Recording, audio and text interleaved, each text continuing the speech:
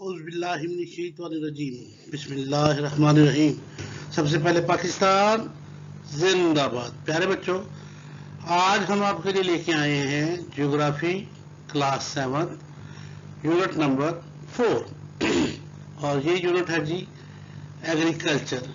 प्यारे बच्चों, इसकी कंप्लीट एक्सरसाइज हम करेंगे सॉल्व, इंपॉर्टेंट क्वेश्चन आपके साथ डिस्कस करेंगे, ऑब्जेक्टिव डिस्कस करेंगे और शॉर्ट क्वेश्चन डिस्कस करेंगे और वो तमाम क्वेश्चन जो आपके पेपर्स में आते हैं वो डिस्कस करेंगे और साथ में आपको बताएंगे कि आपने ज्योग्राफी में कैसे फुल मार्क्स हासिल करने हैं।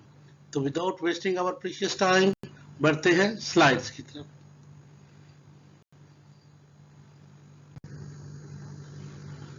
ऑब्जेक्टिव, सबसे पहले हम ऑब्जेक्टिव डिस्कस करेंगे। Choose the correct option. Agriculture is a practice of cultivating dash and livestock.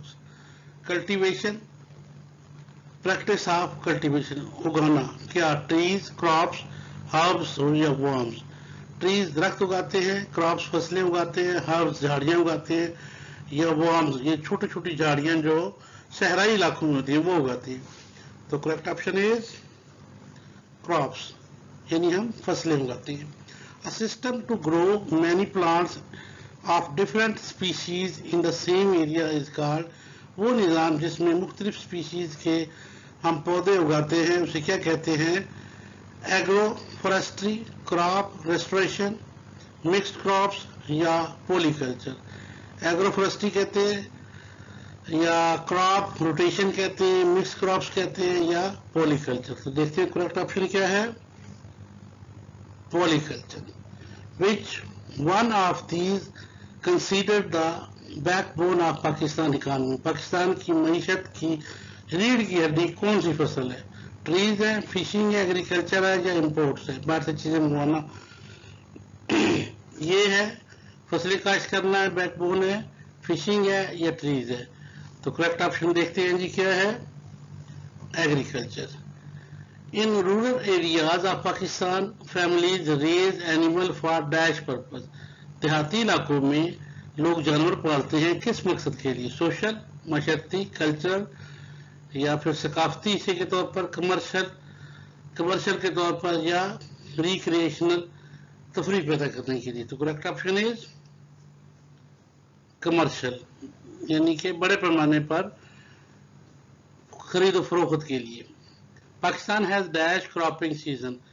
Pakistan में फसलों के कितने सीजन होते हैं? 2, 3, 4 और 5। तो करेक्ट ऑप्शन इज 2 हमारे पास जो क्रॉप्स के सीजन होते हैं, एक सर्दियों वाली फसलें और दूसरी गर्मियों वाली फसलें। जैसे हमारे यहाँ जो सब्जियां होती हैं, एक सर्दियों की जो सब्जियां होती हैं वो अलग होती हैं और जो गर्मियों में फसलें होती हैं, फ्रूट होते हैं, वो सर्दियों में नहीं होते। जैसे आम है, गर्मियों में होता है, सर्दियों में नहीं होता। तो ये 2 सिस्टम ऑफ क्रॉपिंग है। प्यारे बच्चों को समझ आ गई? नेक्स्ट बढ़ते हैं जी। Pakistan agriculture sector play a central role in the economy as the contributes dash to GDP 18.9%, 19%, 20% या 60%। टोटल जीडीपी जो होती है, जीडीपी होती है टोटल इनकम जो हम हासिल करते हैं। पाकिस्तान ज़्यादातर टोटल इनकम कहाँ से हासिल करता है?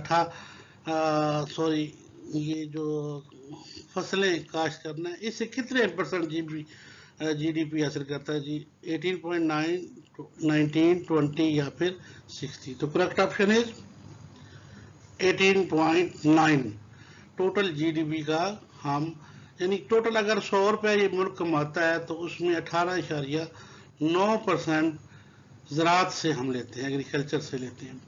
Agriculture is the example of dash activity, primary, secondary, tertiary या क्वांटरी। तो पिछले यूनिट में मैंने आपको बताया था सनतें जो होती हैं वो सेकेंड, जो शहरी इलाकों में लोग पाए जाते हैं वो सेकेंडरी और थर्ड किस्म की, और जो गांव में लोग होते हैं वो प्राइमरी करते हैं। तो देखते हैं इसका करेक्ट ऑप्शन प्राइमरी। फसलें उगाना और जानवर पालना ये प्राइमरी सोर्स होता है, एक्टिविटी होती है इनकम की। Excessive agriculture land use can be result in increase dash erosion। बहुत ज़्यादा फसलों में इस्तेमाल ज़मीन का कैन आल्सो रिजल्ट, इसकी वजूहत हो सकती है to increase dash erosion, water, glacier, soil या कोस्टल। पानी इंक्रीज एरोशन, एरोशन होता है कटाव, पानी के कटाव, ग्लेशियर का कटाव, मट्टी का कटाव या फिर साहिली पट्टी का कटाव। तो ज्यादा जब काश्तकारी होगी तो किसका कटाव होगा? मट्टी का कटाव होगा।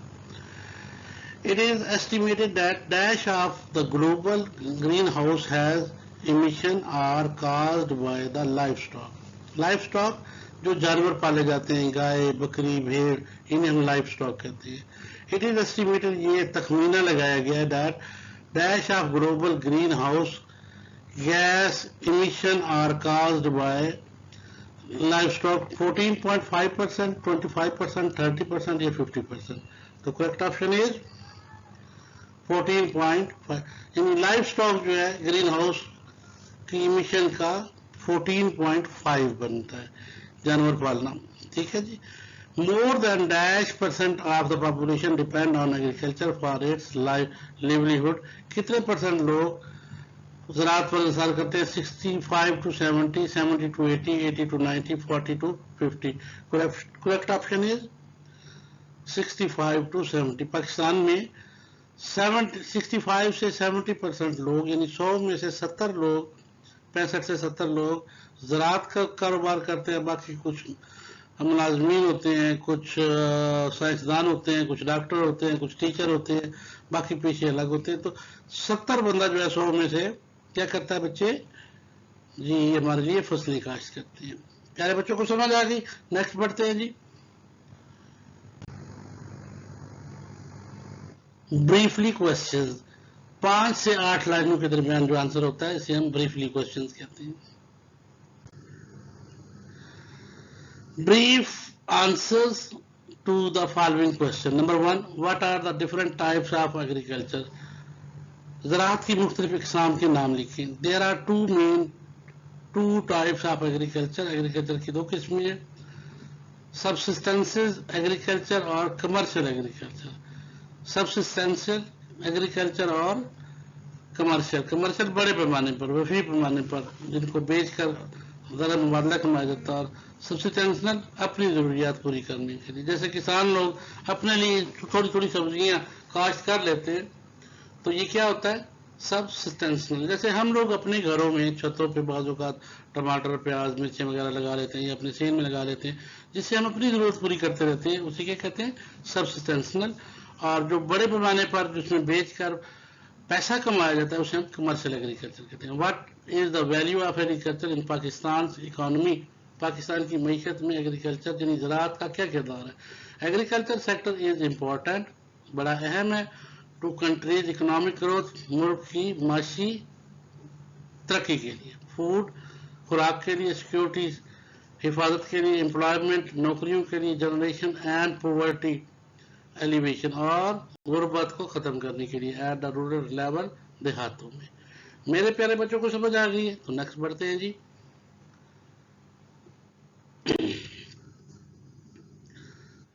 Name 4 rabi crops of Pakistan. ये जो मैंने बताया था 2 किस्म की फसलें होती हैं, एक को रबी कहते हैं और एक को खरीफ कहते हैं। वीट, लिंटल, ग्राम और बारले जो गर्मियों की फसलें होती हैं। गंदम की कटाई, लेंटल, ग्राम और बारले, ज्वार, बाजरा, मकई वगैरह, ये तमाम गर्मियों में काटे जाते हैं। ठीक है। 4 खरीफ क्रॉप्स, सर्दियों वाली, राइस, शुगर कैन, गन्ना, राइस चावल, कॉटन कपास और मेज मकई, ये तमाम क्या होती हैं? सर्दियों वाली फसलें होती हैं। ये सर्दियों में इनकी कटाई की जाती है। प्यारे बच्चों को समझ आ गई? यानी खरीफ का लफ्ज आ जाए तो आपने कहना है कि ये वो फसलें हैं जो सर्दियों में इनकी कटाई की जाती है। ठीक है। और ये वो फसलें होती हैं, रबी वो फसलें होती हैं जिनकी गर्मियों में कटाई की जाती है। जो गर्मियों में बोई जाती हैं और सर्दियों में काटी जाती हैं वो खरीफ होती हैं। जो सर्दियों में बोई जाए और गर्मियों में काटी जाए वो रबी होती है। याद रहेगा प्यारे बच्चों। चलिए नेक्स्ट पढ़ते हैं जी। आइडेंटिफाई 4 मेथड ऑफ एग्रीकल्चर, 4 तरीके बताने हैं फसलें काश्त करने के। द 4 मेन, ये स्पेलिंग ठीक कर लीजिएगा, MAIN, main traditional farming methods that are still popular today, they are as follows. 4 अहम तरीके फसलें काश्त करने के जो बहुत हर दिल अजीज है, वो नीचे दिए गए हैं। Agro forestry, crop restoration, intercropping, mixed crops, polyculture. Agro forestry, जंगलात के अंदर फसलें, जंगलात ऐसे लगा देना जो कि हमें फ्रूट दें, फल दें, सब्जियां दें। क्रॉप रोटेशन यानी मुख्तलिफ एक सीज़न में और सब्जियां, अगले सीज़न में और फसलें, तो इन्हें हम क्रॉप रोटेशन कहते हैं। इंटर क्रॉपिंग यानी एक ही मौसम में मुख्तलिफ किस्म के जो फ्रूट लगाए जाते हैं, एक ही रकबे पर लगाए जाते हैं, इन्हें हम इंटर क्रॉपिंग कहते हैं। और पॉलीकल्चर, पॉलीकल्चर में मुख्तलिफ किस्म की थोड़ी थोड़ी जगहों पे सब सब्जियां लगा दी जाती हैं, सब फ्रूट लगा दिए जाते हैं, जिन्हें हम पॉलीकल्चर कहते हैं। याद रहेगा प्यारे बच्चों। नेक्स्ट बढ़ते हैं जी। Detail questions. प्यारे बच्चों, डिटेल क्वेश्चन हमेशा 3 से 5 पैरों के दरमियान पैराग्राफ में आपने लिखना होता है। Describe impact of life stock farming on the environment. जो हम लाइफ स्टॉक यानी भेड़ बकरियां पालते हैं, इसके माहौल पर क्या असर होते हैं। The life stock industry has numerous and diverse impact on the environment. ये बहुत ज़्यादा इसके असरात होते हैं माहौल पर। Most important impact of livestock is climate change. It's estimated that 14.15% of the global green gas emission are caused by the livestock industry, as livestock industry is the second largest polluter. ये दूसरे number पर सबसे फिजा को गंदा करने वाली industry है। Secondary farms for rearing, वो फार्म जिसमें भेड़ बकरी पाई जाती हैं, life stock, already covered 1/3 of the world total land. इन्होंने पूरी दुनिया का एक तिहाई हिस्सा कवर किया हुआ है। एंड और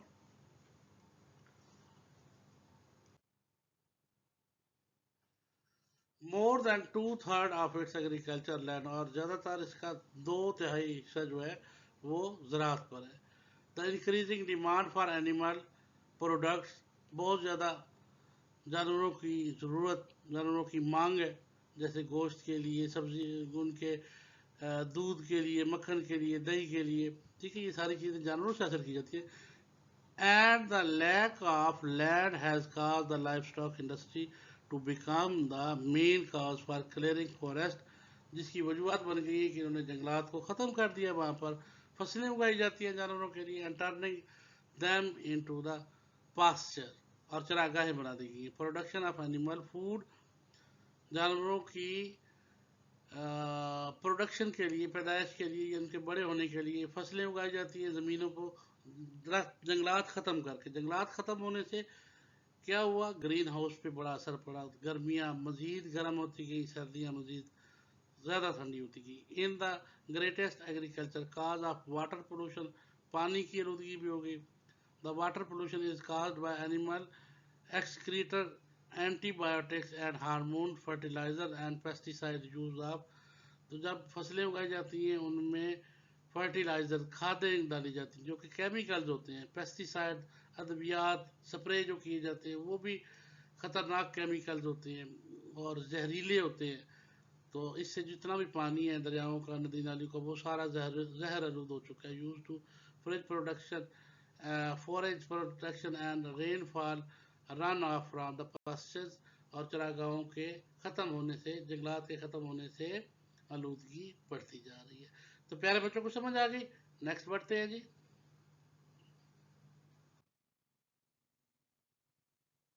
प्यारे बच्चों, नेक्स्ट क्वेश्चन है डिस्क्राइब द रॉ मटेरियल।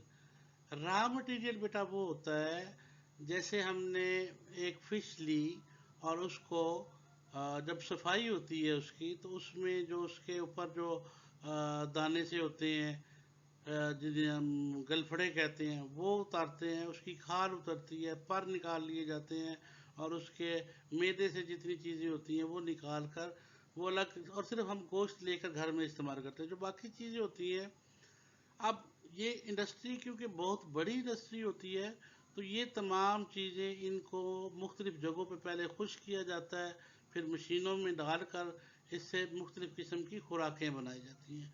और वो खुराकें इसमें क्योंकि फ़िश में ऑयल हासिल होता है, उससे ऑयल निकाला जाता है, फिर वो खुराकें जानवरों को खिलाई जाती हैं।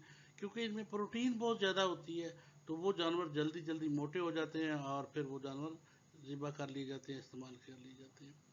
इसी तरह से जो मकई होती है, जो बाकी उसका जो चीज़ें रह जाती हैं, वो किसान क्या करते हैं, उनको काट के उनके मुख्तलिफ उनको भी जानवरों की खुराक के तौर पर इस्तेमाल करते हैं और वो सेल आउट करते हैं। तो ये रॉ मटेरियल होता है, यानी जो चीज़ें बाकी बच जाएं, जो इस्तेमाल के काबिल ना हों लेकिन किसी और चीज़ में इस्तेमाल किया जाए, उन्हें हम रॉ मटेरियल कहते हैं। Describe the raw material from fishing and farming. Fishing से हमें रॉ मटेरियल कौन सा हासिल होता है? भाई फिश के ऊपर जितने छोटे छोटे फिन्स होते हैं, पर होते हैं, वो निकाले जाते हैं। वो पर उनकी जब मैदा साफ किया जाता है, उसकी पेट से जो चीज़ें निकलती हैं वो वाली, उसकी आंखें सीरी वगैरह वो निकाल लेते हैं और पर वगैरह, तो इनसे खुराक तैयार होती है। और दूसरा है फार्मिंग, जो ज़रूरी फसलें काश्त की जाती हैं, जैसे काटन है, कपास है, तो कपास के बाद जो उसका जो लकड़ी बच जाती है वो जलाने के तौर पे इस्तेमाल की जाती है, उसको सेल आउट किया जाता है। तो ये रॉ मटेरियल के तौर पर, और उसमें जानवरों को खुराक के तौर पर भी इस्तेमाल करवाया जाता है। तो ये, और इससे रेवेन्यू यानी पैसा कमाया जाता है। Raw material from fishery animal feed, जानवरों की खुराक बनाई जाती है उससे। Official from the offal from the fishing industry could be used as a feed ingredient as it is present in valuable source of high quality protein and energy। क्योंकि उसका जो मटेरियल जो बच जाता है उसमें बहुत ज़्यादा एनर्जी होती है और प्रोटीन होती है, जो कि जानवरों को जल्दी मोटा करने के लिए इस्तेमाल। क्योंकि जब आपको पतला होने के लिए कहा जाता है तो कहते हैं प्रोटीन छोड़ दें, तो जिन जानवरों को प्रोटीन ज़्यादा दी जाती है वो जल्दी मोटे हो जाते हैं। और फिश से ऑयल हासिल होता है।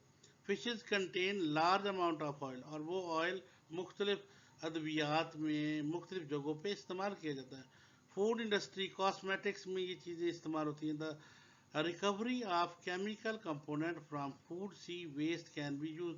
तो ये चीज़ें कॉस्मेटिक, जो खवातीन का जो सामान होता है जिससे वो मेकअप करती हैं, कॉस्मेटिक्स, तो वहाँ पर मछली का रॉ मटेरियल इस्तेमाल किया जाता है। अपनी वो जल्द होती है उसको ग्लो करने के लिए, वो उन पे जो चमक आ जाती है, तो ये मछली की जो खाल होती है वो इस्तेमाल की जाती है वहाँ पे।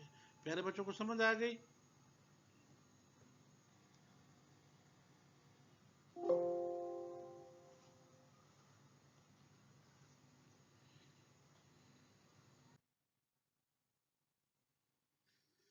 इन फूड इंडस्ट्री, दीज खुराक की इंडस्ट्री में, सनत में, दीज वेस्ट, ये रॉ मटेरियल जो है, इंक्लूड एंजाइम, जिसमें एंजाइम शामिल होते हैं।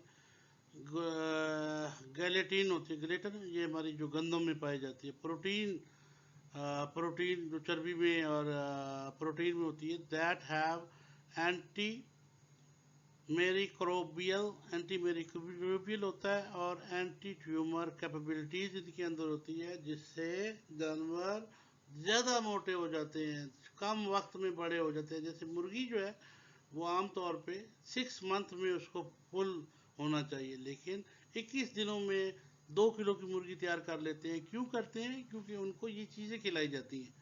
उनको ये चीज़ें खिलाने के बाद वो जैसे आप खुराक देंगे वो मोटे ताज़े हो जाएंगे और फिर उनको इस्तेमाल। अब क्योंकि उनकी हार्मोन्स डिस्टर्ब कर दिए जाते हैं, तो वो इंसानी सेहत के लिए नुकसानदेह हो जाती है। Raw materials from farming, farming से जो रॉ मटेरियल होता है, crops, reduces, reduces are materials left on cultivated land। अब कल्टी जितना भी कल्टीवेटेड लैंड होती है, जो जिस पे काश्तकारी की जाती है, जो बाकी मटेरियल बच जाता है, जैसे मैंने आपको बताया कि जैसे कपास है, काटन है, उससे हम काटन तो ले लेते हैं, लेकिन बाकी जो लकड़ी बच जाती है वो मुख्तलिफ जगहों पे इस्तेमाल की जाती है। बाज़ औक़ात लोग घरों में इस्तेमाल कर लेते हैं, सेल आउट कर देते हैं, जहाँ पर भट्ठी और इन चीज़ों में इसको इस्तेमाल किया जाता है, जहाँ पर ईंटें वगैरह बनाई जाती हैं, पकाई जाती हैं, जहाँ पर लकड़ी की ज़रूरत होती है। Has been cultivated land after the crop has been harvested. Retention of crop reduces after harvesting, considered to be effective anti-erosion of the measure.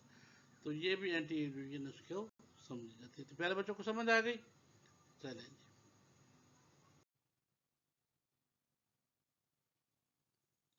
Question number 3, differentiate the staple and cash crops. Staple क्या होता है और cash crops क्या होती है? Cash crops बेटा वो होती हैं जो नकद आवर फसलें होती हैं, जिससे नकद पैसे किसानों को मिलते हैं, उन्हें हम कैश क्रॉप्स कहते हैं। और staple, the major purpose of staple crops is mainly to feed the farmers. ये वो फसलें होती हैं जिससे किसान अपनी ज़रूरियात पूरी करते हैं। जैसे वीट है, गंदम है, गंदम जो पैदा करते हैं वो पहले अपनी ज़रूरत पूरी करते हैं उसके बाद, लेकिन जो काटन पैदा करते हैं, कपास जो होती है, वो सारी बेच देते हैं और उससे उन्हें क्या मिलता है? कैश मिलता है। तो स्टेपल और क्रॉप्स में अपनी आपको समझ आ गया कि वो फसलें जो, अच्छा जैसे गन्ना है, केन शुगर जिसे हम कहते हैं, वो किसान पैदा करते हैं। पहले तो अपने घर के लिए वो शक्कर और गुड़ बना लेते हैं, अब जो बाकी बच जाता है वो सेल कर देते हैं। इन्हें हम स्टेपल्स कहते हैं, अपनी ज़रूरियात पूरी करने के लिए। लेकिन इसके मुकाबले में हमारे पास जो मकई है वो टोटली सेल कर दी जाती है, जिससे पैसे लिए जाते हैं, जिसे हम कैश क्रॉप कहते हैं। The major purpose of staple crops is mainly to feed the farmers, growth for local markets, simple farming method are just for sustain the domestic need. Staple crops का पता चल गया कि लोकल जो market होती है उनमें ज़रूरियात जो अपने ही इलाके को पूरी की जाती हैं। मेथड जो होता है इनकी कल्टीवेशन का, फसलें काश्त करने का आसान और सादा होता है। मेरे बच्चों को समझ आ गया स्टेपल क्रॉप्स। तो नेक्स्ट बढ़ते हैं।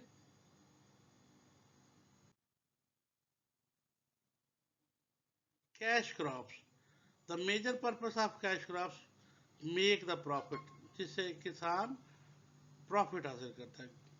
Grow for local and international market, अपनी लोकल मंडियों के लिए और बाहर की मंडियों में बेचकर पैसा कमाया जाता है। Complex farming method are use, मुख्तलिफ किस्म के कम्प्लेक्स होते हैं, पुरपेच, पेचीदा किस्म के, या जो आम बंदे की समझ में ही ना आए, ऐसे तरीके अपनाए जाते हैं काश्तकारी के लिए। Use to increase the output, ताकि जो आउटपुट है वो बढ़ जाए, ज़्यादा से ज़्यादा उनको मुनाफा मिले, ज़्यादा उनका जो, जैसे गन्ना है, ज़्यादा मिकदार में गन्ना एक एकड़ से या एक जो उनका एरिया उससे ज़्यादा से ज़्यादा ले, तो उसके लिए वो मुख्तलिफ चीज़ें इस्तेमाल करते हैं। प्यारे बच्चों को समझ आ गई?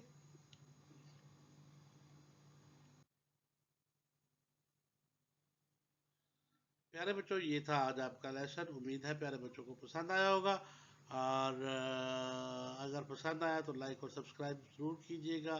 घर पे रहें, अपनी तैयारी करें, जो आपको चीज़ समझ में ना आए यहाँ से आपको इंशाल्लाह हर चीज़ मिलेगी। अपने वालिदैन का कीमती पैसा बचाएं, अपना कीमती वक्त बताएं, एकेडमियों में आगे पीछे मत जाएं, घर पे बैठ के तैयारी करें।